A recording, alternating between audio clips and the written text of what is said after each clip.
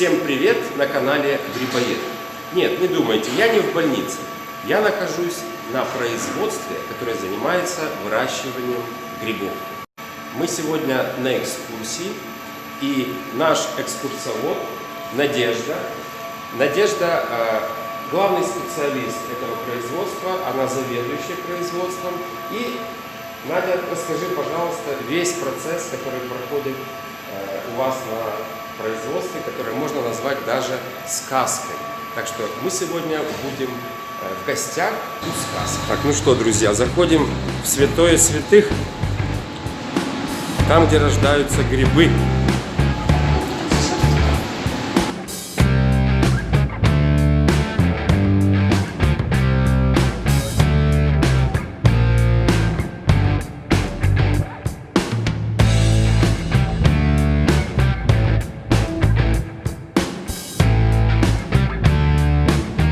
Я даже не знал, ребята, что все так серьезно. Тут такие механизмы, такие машины. Все для производства грибов. Что это у нас такое за бочки? Это у нас стерилизаторы, в которых происходит процесс стерилизации блоков. Внутри каждого стерилизатора находится блок. Сейчас мы с вами приоткроем. Не приоткрыты, потому что блоки горячие, они уже прошли свою стерилизацию. Вот там вот внутри у нас находятся стерильные блоки. Это вы подключаете к электричеству еще, да? Да, конечно. То есть, какая температура внутри получается стерилизатора? Стерилизатор. Температура догоняется до 100 градусов. Ух ты, почти кипятятся блоки. Но это можно так сказать. стерилизация. И выдерживается 10 часов. Температурная композиция. Для того, чтобы действительно убить всю патогенную микрофлору, и внутри субстрат тоже уже был стерильный. Потом эти стерильные блоки передаются в чистую камеру и одевайтесь обратно в свое обмундирование. Так, все, меня заставляют одеваться. Переходим в чистую зону. Да, здесь у нас святая святых, это чистая комната. Здесь происходит такой процесс, который называется иннокуляция. То есть посев зернового мицелия, который вот видите вы в пакетах.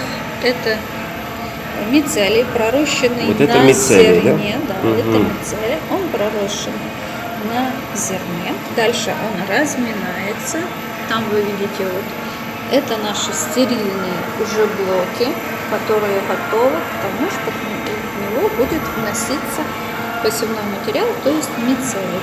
Каждый блок вскрывается, засыпается туда мицелий, перемешивается, потом обратно запаивается, и он будет уже дальше готов к созреванию.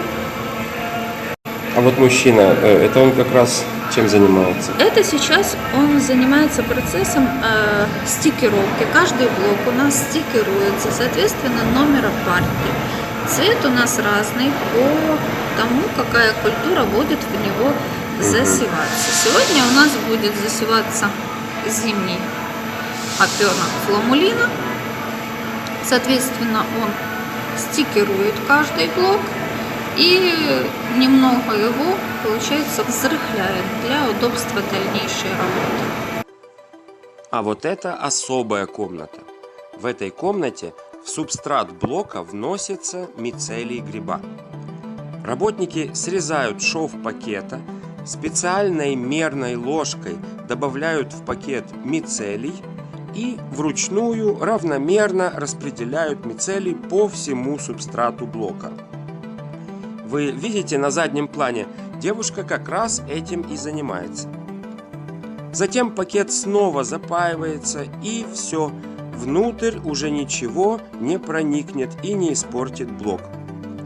За стерильной атмосферой здесь очень и очень следят, так как любое проникновение из воздуха или от предмета какой-нибудь бактерии или другого микроорганизма может полностью погубить грибной блок, и грибы на нем уже никогда не вырастут. В этой комнате, которую мы видим, даже воздух необычный. Представляете, он поступает сюда через фильтры. 4 степени фильтрации проходит воздух, прежде чем будет запущен в это помещение. Поэтому после запайки пакета заражение блока уже не наступит. И это может быть возможным только если блок повредить или каким-то образом травмировать. Видите, меня не пускают в эту комнату. Дело в том, что люди заходят сюда только через душ. Чтобы попасть на свое рабочее место, работники полностью раздеваются, моются, затем одевают специальную стерильную одежду и только тогда заходят и принимаются за работу. И даже пакеты, в которых находятся блоки, совсем необычные. Они, оказывается, дышат. Да-да. На каждом пакете находится специальная мембрана. Вот она. Это своего рода фильтр. Через него выходят продукты жизнедеятельности субстрата.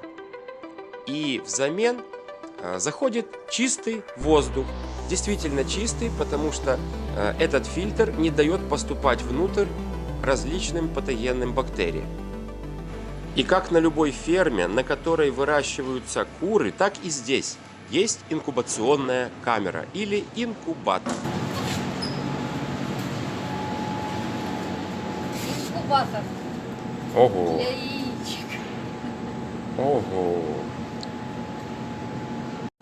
В каждой такой камере мы поддерживаем определенную температуру и определенную влажность, потому что без этого тоже у нас невозможно гарантировать хорошее созревание. Если холодно, в камере мицелий развивается очень медленно, либо прекращает свой рост.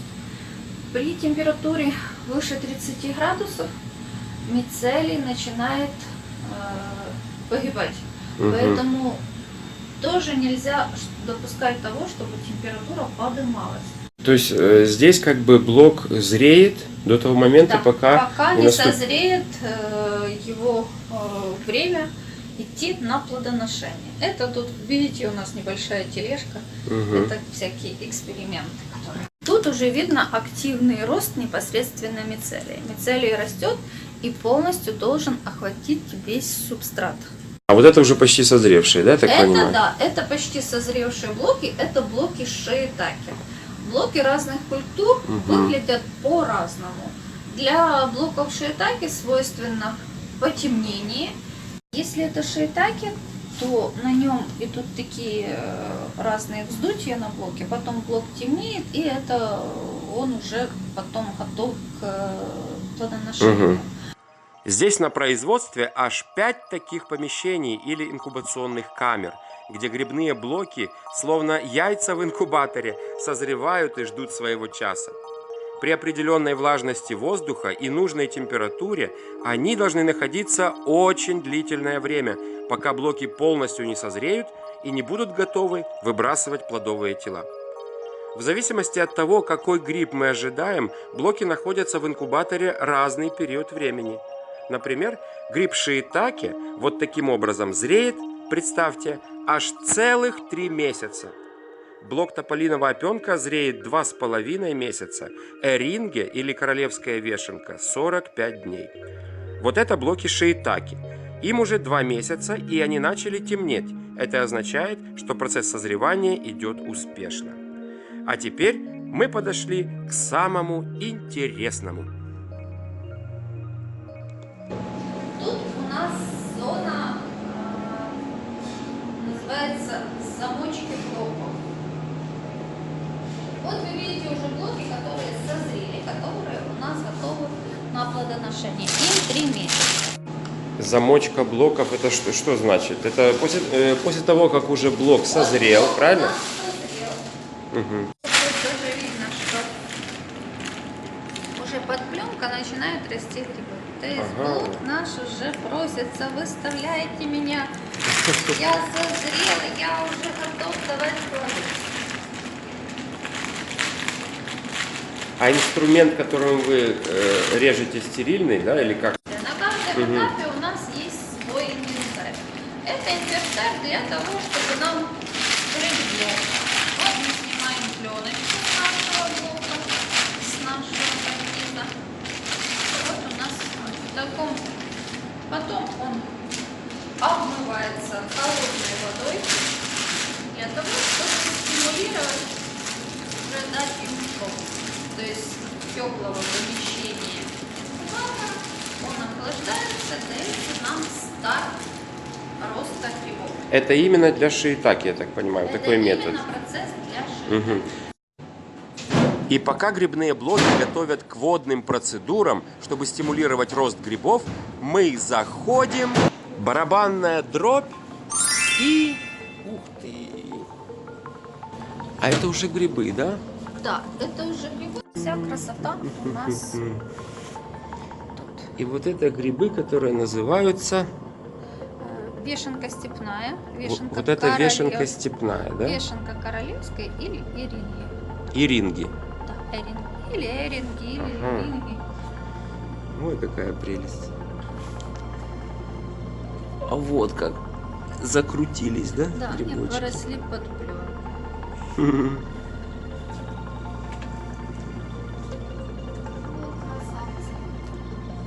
Да-да-да, сейчас.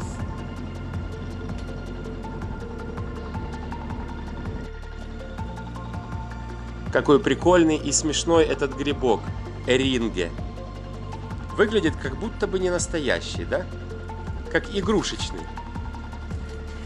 В лесах, конечно, этот гриб у нас не встретишь, но это очень вкусный и полезный гриб.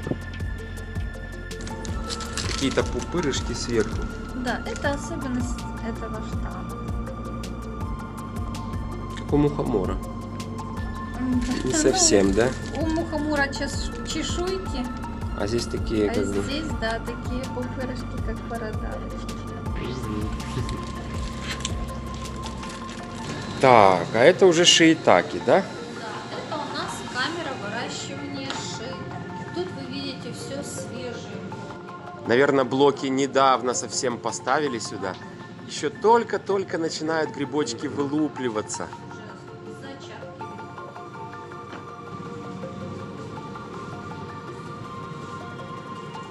Но шиитаки это, наверное, грибы, которые более активно, да, чем другие растут, или как? То есть, Нет. Нет? Но мы изначально начинали развиваться в направлении шиитаки.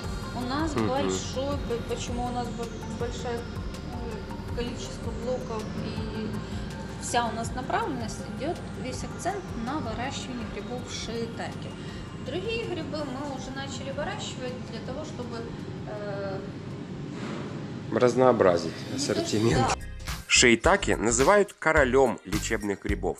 В Китае и Японии с давних пор используют эти грибы в пищу и делают лекарственные препараты.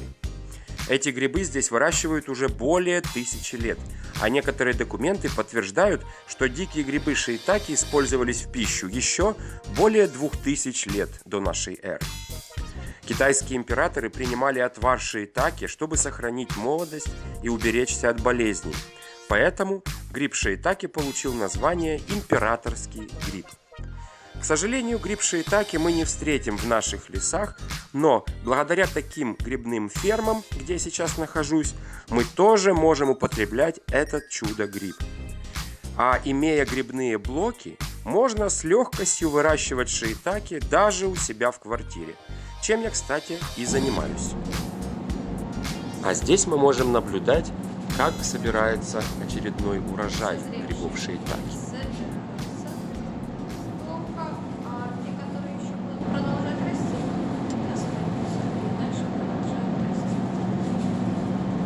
Совсем маленькие его не срываются, да? Ну, они еще не созревшие.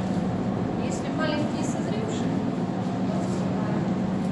Техническая зрелость, то есть шляпка гриба должна отсоединиться от ножки.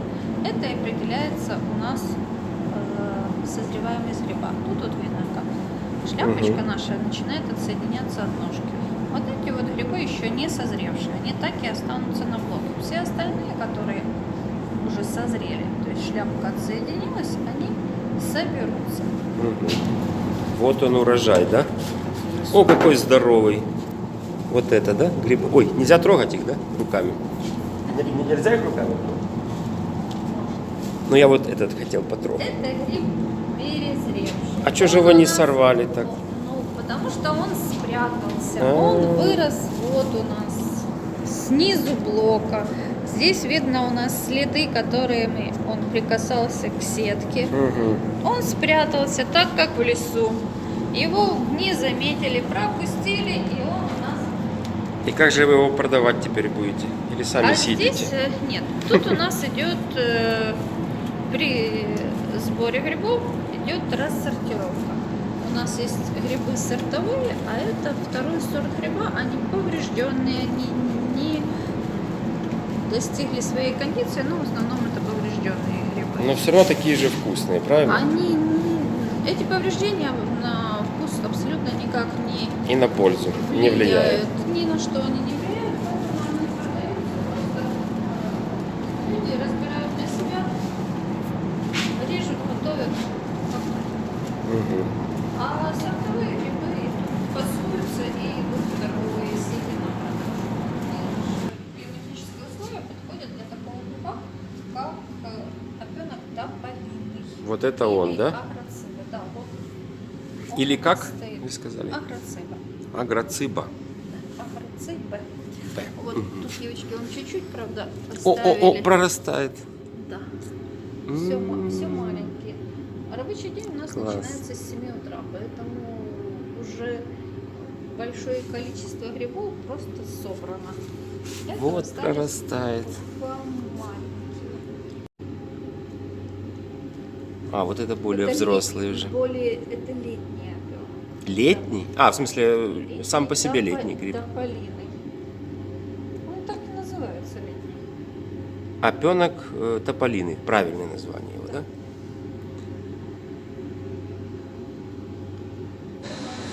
Они почти одинаковые, да? Ну, такие крупненькие уже, да? После сбора грибы очищаются, взвешиваются и затем идут на упаковку. И как результат длительной и кропотливой работы готовый продукт. Свежие представители грибного царства, которые будут упакованы согласно фирменному бренду и только тогда появятся на витринах продуктовых супермаркетов. Вот и закончилось наше путешествие в сказку, где рождаются грибы. Сегодня я раскрыл вам почти все секреты. Остался только один. Дело в том, что тут выращивают еще один чудо-гриб, который в мире традиционной и нетрадиционной медицины сегодня набирает все больше популярности из-за его чудесных лечебных свойств. Об этом грибе сегодня вообще не упоминалось ни слова. О нем будет отдельный фильм, так как он этого достоин. Пускай это будет небольшой интригой. А на сегодня все. Подписывайтесь на мой канал и до встречи в следующих видеороликах. Пока!